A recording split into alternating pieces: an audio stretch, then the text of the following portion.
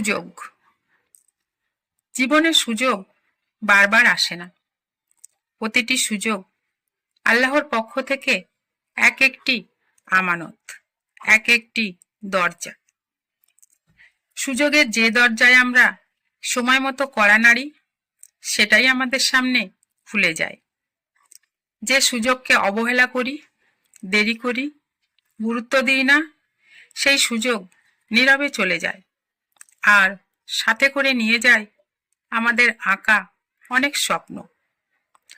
অনেক সময় আমরা ভাবি পরে করব, এখন না, আরো ভালো সময় আসবে।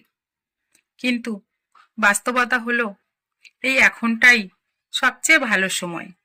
সুযোগ অবহেলা করলে শুধু সুযোগই হারায় না, আত্মবিশ্বাসও দুর্বল হয়ে যায়। সুযোগের সদ্ব্যবহার করলে ছোট অর্জন থেকেই বড় সাফল্যের শুরু হয়।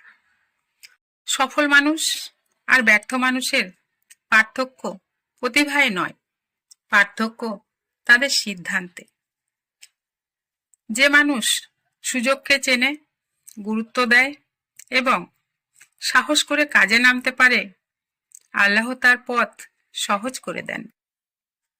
আজ যদি কোনো সুযোগ সামনে থাকে ভালো কিছু শুরু করার, তাহলে তাকে হালকা করে দেখা বোকামি। কারণ আজকের অবহেলাই হতে পারে আগামী দিনের আফসোস। আজকের সঠিক সিদ্ধান্তই হতে পারে জীবনের মোড় ঘুরিয়ে দেওয়ার কারণ।